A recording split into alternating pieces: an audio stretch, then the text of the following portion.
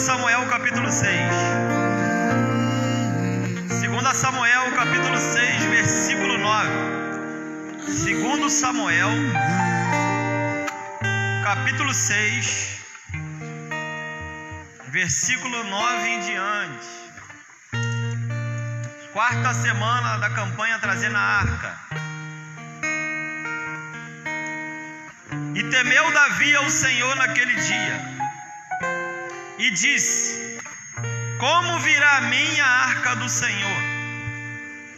E não quis Davi retirar para si a arca do Senhor para a cidade de Davi, mas Davi a fez levar à casa de Obed-edom, o giteu.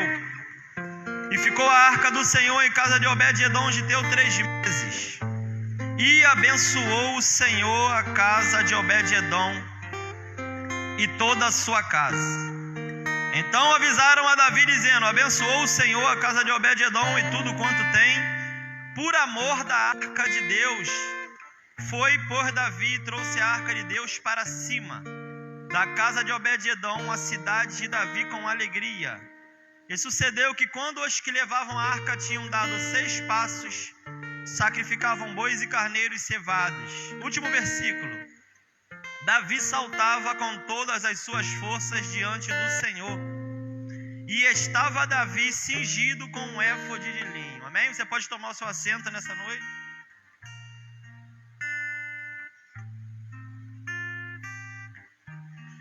O capítulo 6 de 2 Samuel vai relatar que o rei Davi agora, um capítulo antes, os anciões de Israel proclamam Davi a rei, e agora Davi senta no trono. Os filisteus vêm guerrear contra o povo de Israel, Davi vence, mas após aquela vitória, Davi fala assim: temos que trazer de volta a arca, temos que ir lá na casa de Abinadab e trazer a arca de Deus. A arca de Deus, como foi pregado aqui já 3 semanas e hoje estamos na 4ª, a tradução dela é literalmente baú, e ela tinha aproximadamente 1,10 m de largura por 70 de altura, e dentro da arca ficava a vara de Arão que florescera, ficava o pote de ouro com o maná, e ficava as tábuas da aliança, que era a lei de Deus que Deus deu a Moisés no Sinai. A arca representava 2 coisas. Representava a presença de Deus no meio do povo, e segundo, que eu acabei de falar, ela guardava esses 3 utensílios. Quem fez a arca foi um homem chamado Bezalel e o seu auxiliar chamado Aioeliabe. Deus deu a visão a Moisés, e Moisés passa para Bezalel. A arca tinha uma tampa em cima chamada propiciatória, onde era aspergido o sangue do sacrifício, com 2 querubins, um virado para o outro. Ela continha 2 argolas do lado direito e 2 argolas do lado esquerdo, onde metiam as varas, que eram de ouro e por dentro de madeira. Só os sacerdotes levitas da tribo de Levi poderiam carregar a arca. Não era qualquer um que poderia carregar a arca. Nós temos vários episódios na Bíblia ao qual a arca sempre estava à frente do povo de Deus. Toda vez nós temos exemplo lá do livro de Josué capítulo 3, onde Josué, antes de entrar em Jericó, a arca está à frente, após vir o exército, depois o povo. E os sacerdotes tocaram as trombetas, a muralha caiu. Mas a Bíblia fala que a arca ficou um tempo em Siló, até Salomão fazer o templo, aquele luxuoso que nós sabemos que hoje só tem as muralhas. Assim que Samuel morre, Deus levanta Saul. Saul é rei, mas Saul não quer trazer a arca. A Bíblia fala que Saul reina 40 anos. Mas sendo que antes de Saul reinar, também existia um homem que era vamos dizer assim, aquele que guiava o povo, ou deveria guiar, que era o sacerdote Eli. Tinha seus 2 filhos chamados Ofni e Finéias. A Bíblia vai falar de Eli, que ele tinha que corrigir seus filhos e não corrigia. A Bíblia vai relatar acerca dos filhos de Eli a seguinte coisa: filhos de Belial, ou seja, homens maus. A Bíblia fala que eles faziam fila, ou as mulheres faziam fila na tenda da congregação para se deitar com eles. Homem prostituto, segundo a Bíblia, que roubavam as ofertas da caldeira. Homens que queriam a glória para si. Eles tinham a arca, mas não davam importância para a arca. Deus levanta Samuel como sacerdote. Por que eu estou falando isso? Porque você precisa entender qual o significado da arca de Deus. Agora Samuel morre, mas Deus levanta Saul. Saul reina 40 anos. Mas sendo que Saul não quer trazer a arca de volta, porque os filisteus tinham tomado a arca. Saul não quer pegar a arca de volta. A arca fica 40 anos na casa de Abinadab. E Saul não está ligando, porque Saul não quer presença, Saul quer trono. Saul não quer o que significa a presença de Deus. Saul ele quer status. Saul quer trono, quer coroa. Saul quer cetro, Saul quer concubina. Saul quer ter o nome estampado no outdoor dizendo que ele é rei. Mas ele não se preocupa com presença. Agora a Bíblia fala que Saul se mata. A Bíblia fala que Saul se lança sobre a sua própria lança numa guerra contra o exército filisteu. Saul tem chance, Davi tem chance de matar Saul, mas assim não faz, porque ele fala: eu levantaria a mão contra o ungido do Senhor. Agora começa a história de Davi. Mas a história de Davi não começa como a de Saul. Saul é ungido e senta no trono. Davi é ungido e volta para o pasto. Saul senta no trono, reina sem presença. E Davi? Davi não precisa ter presença para adorar a Deus. Davi não precisa ser ungido para obedecer a Deus. Davi agora é ungido, volta para o pasto. Davi não tem nome, não tem status, mas Davi tem presença. A Bíblia fala que quando o óleo bate na cabeça de Saul, está escrito assim: quando o óleo bateu na cabeça de Saul, Samuel falou: você vai andar até lá, você vai encontrar um rancho de profetas, eles vão te dar pão e vão te dar vinho, e o Espírito de Deus se apoderará de ti, futuro, e você se transformará num outro homem. Com Davi foi diferente. Quando o óleo bate na cabeça de Davi, a Bíblia fala: e o Espírito do Senhor se apoderou de Davi. Sabe o que Deus está nos ensinando aqui? Que Saul se mudou no outro homem depois. Davi não, Davi já tinha um coração de adorador, Davi já tinha presença.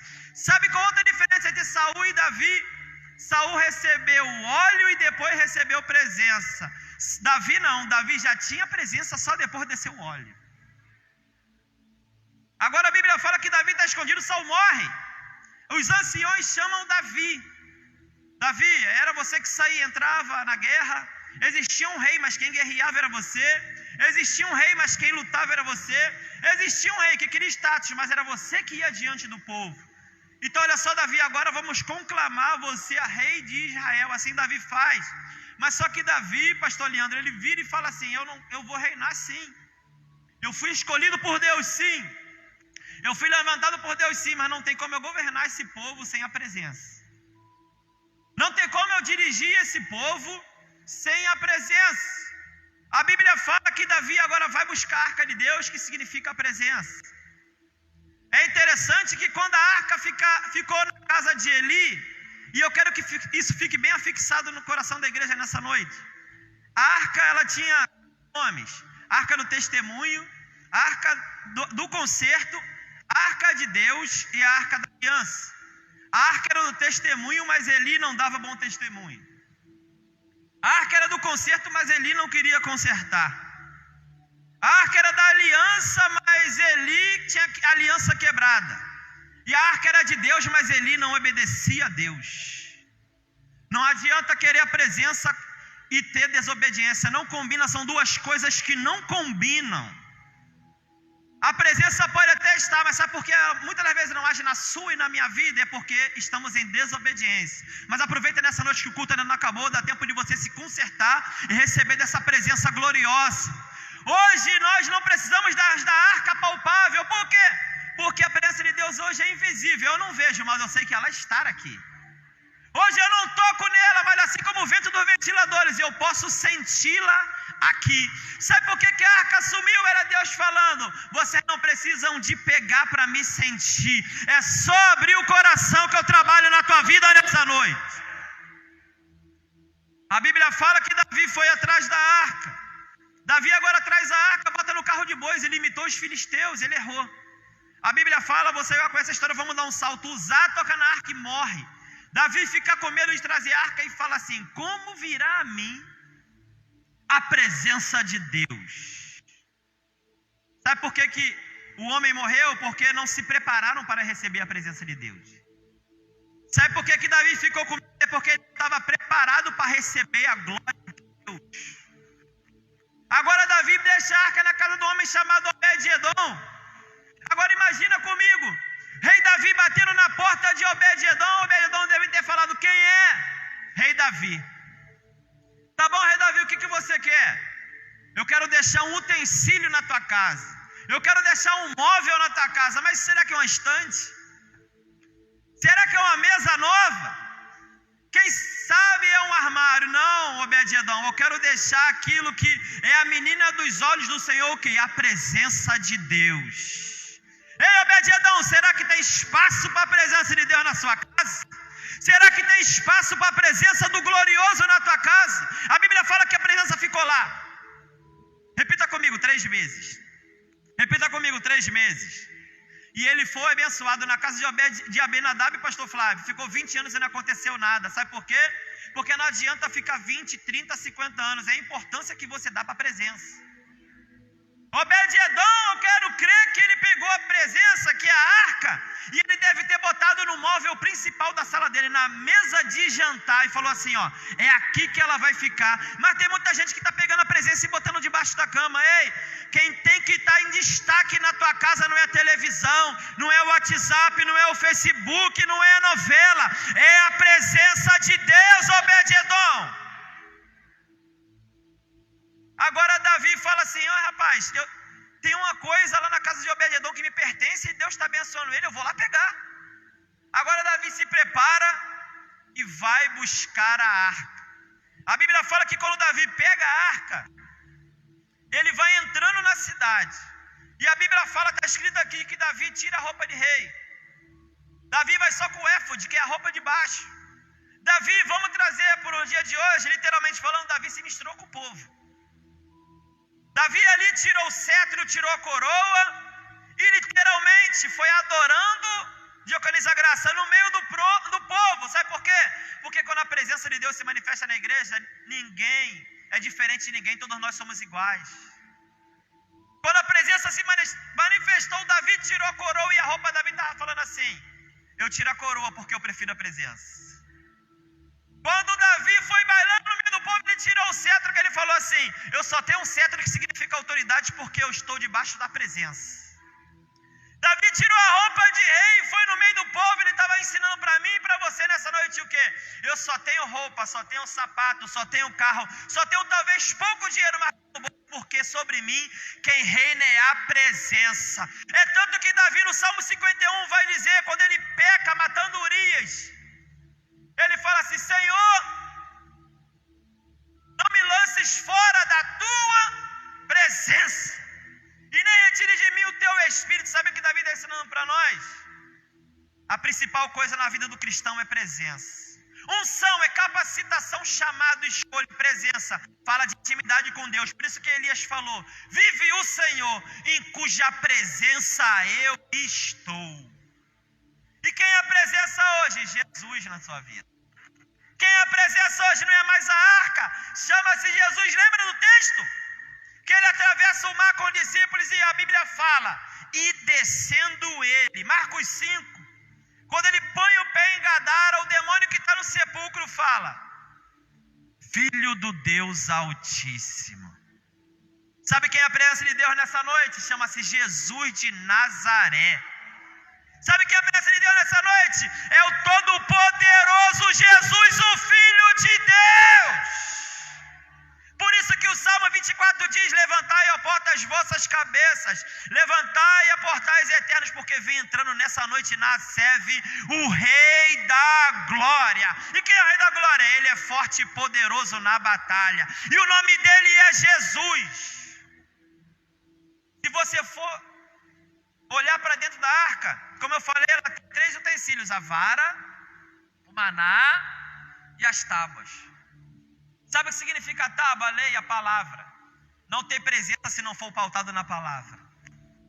Não tem culto se não tiver palavra. Não tem manifestação se não tiver palavra. Sabe qual a segunda coisa que tem dentro da arca? O maná. Amém ou não amém? O maná e o alimento significa provisão. É por isso que Jesus falou: o vossos pais comeram maná do deserto, mas eu sou o pão vivo que desceu do céu. É interessante que quando Deus fala para Moisés assim, pastora Carla, vai descer o maná todo dia de tarde e vocês vão colher, mas não guarda para o outro dia. Por quê? Porque amanhã tem maná de novo.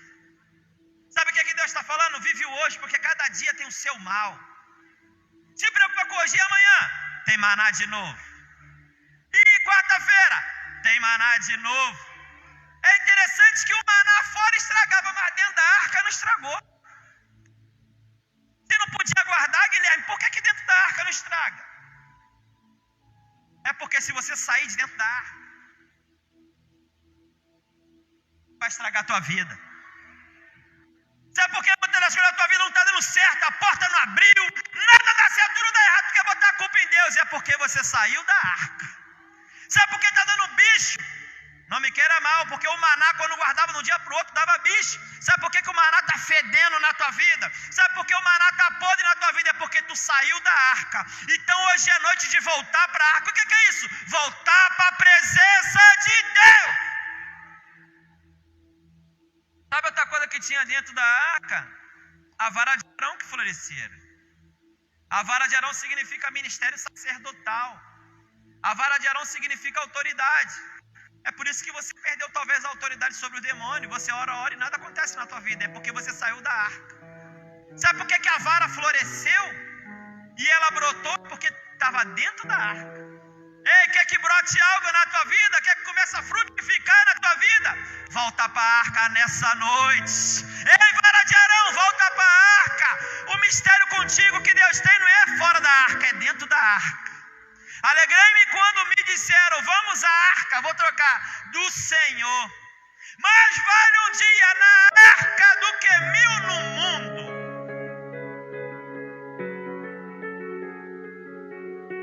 Deus fala para alguém aqui nessa noite, não é fora, é dentro. Dentro tem tábua, que é palavra. Dentro tem vara, que é a frutificação. E dentro tem maná, que é provisão. Ei, tem palavra, tem fruto e tem provisão para a sua vida. Você pode glorificar a Deus nessa noite e aplaudir a Ele?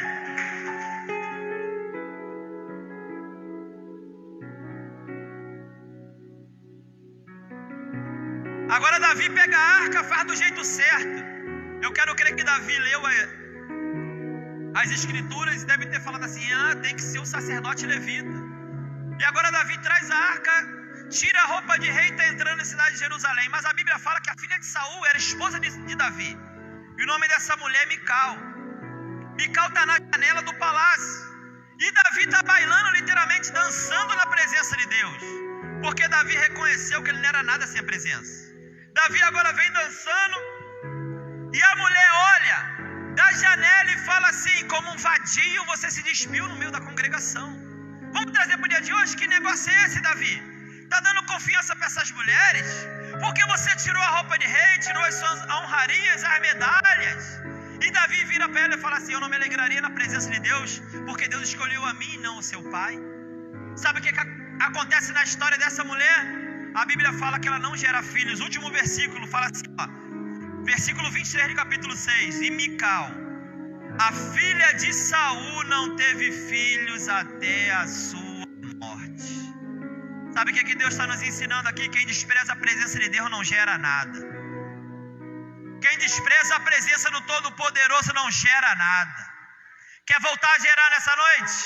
Volta para a presença, volta para a arca. Ei, porque dentro da arca tem palavra que é a lei. Tem a vara que significa fruto e tem o maná que significa a provisão de Deus para a sua vida. Sabe como é que encerra essa história? A Bíblia fala que, no versículo 19, quando Davi traz a arca, ele fala assim, repartiu a todo o povo e a toda a multidão de Israel, desde homens e a mulheres, cada um bolo de pão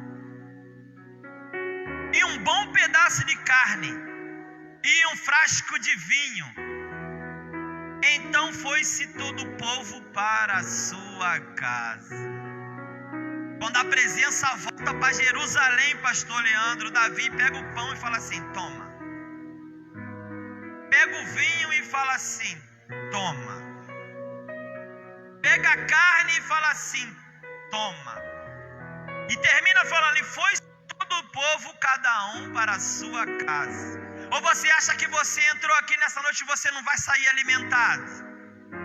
Ou você acha que quando você entra na casa do Senhor você vai sair com fome? Aqui é lugar de matar fome. Aqui não é restaurante do Garotinho não, mas você vai sair alimentado nessa noite. E não é, não é de graça. Como que eu me alimento nessa noite? É pela boca? Não, é pelo ouvido. Porque a palavra diz que a palavra tem que entrar no ouvido para ver libertação. Porque aquele que entra na presença, entra na casa de Deus, vai sair daqui com pão, que significa Jesus. Vai sair daqui alimentado. E vai sair daqui bebendo vinho, que significa alegria. Talvez você está triste, talvez não tenha acontecido na tua vida porque você deixou a presença. Mas aproveita nessa noite, que a presença está aqui, ela quer se manifestar na sua vida através da pessoa do Espírito Santo. Amém, igreja? Você pode se pôr de pé nessa noite?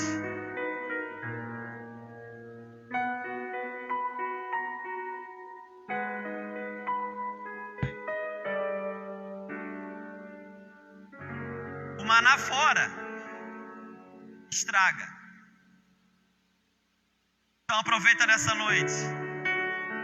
Você, maná, pote de ouro,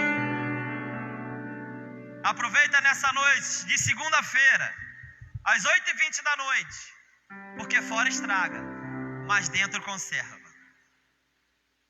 Quer ficar conservado para a glória de Deus?